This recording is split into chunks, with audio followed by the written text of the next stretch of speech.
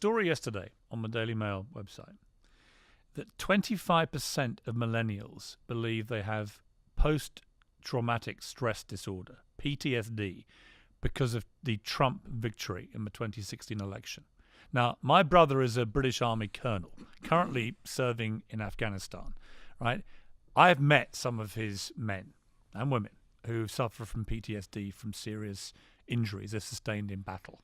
The idea that there is any equivalence at all on this planet between what they have been through and what some of these millennials claim they are suffering from because an election result went the wrong way it's so mind-boggling to me.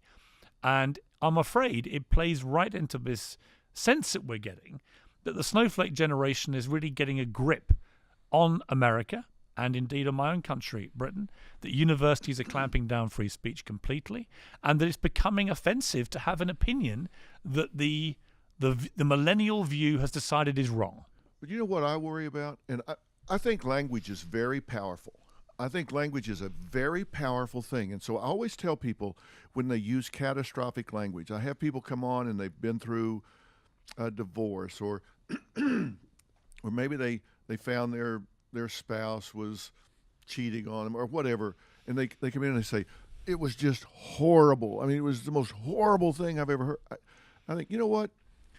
I spent time on the children's burn unit at Parkland in Dallas. That's horrible. When you walk in and see a child with full death burns over 70% of their body and they're having to be scrubbed and they don't understand why we're inflicting this pain on them, that's horrible. Finding out somebody you met on some dating website slept with somebody else last night, that's annoying. I think this generation, that's not horrible. They've lost perspective is really what I think we're getting at. And I think we're agreed on this, is that they've lost all perspective. You know, I remember talking to my grandmother a lot, who was in her late teens in World War II, about what life was like for someone who was 17, 18 in World War II in Britain when the bombs were dropping down on your heads, you know. Yeah. And there's no doubt that they had a resilience to them, which I think stood them in great stead for the rest of their lives, which allowed them to deal with what I call the normal rough and tumble of life. You know, life's not easy. Life can be quite tough. It can be glorious, but it can also be difficult. What I think is happening with young people in particular now is we're cosseting them so much, wrapping them in so much cotton wool. You know, at school they can't ever lose anymore. They all have to win a participation prize for competing at sport. Well, why? Why can't they lose? Everybody gets a trophy. Right.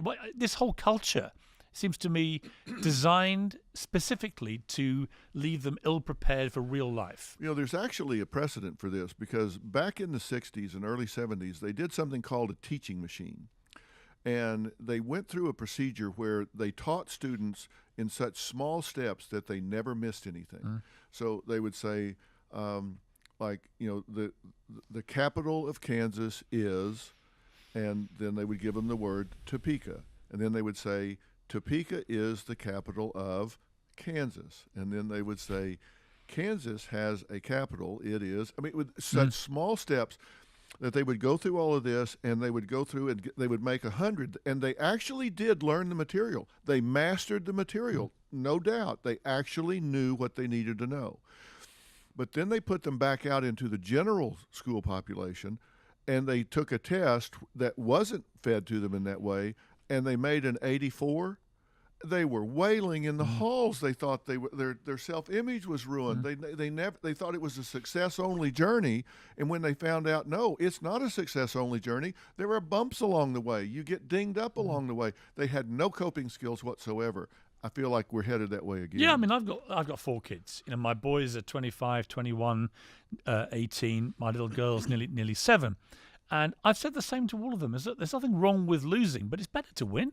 Better to win in life. It's better to be mentally strong and to be resilient, to come through tough stuff stronger than you went into it. I said, life will deal you curveballs. It will.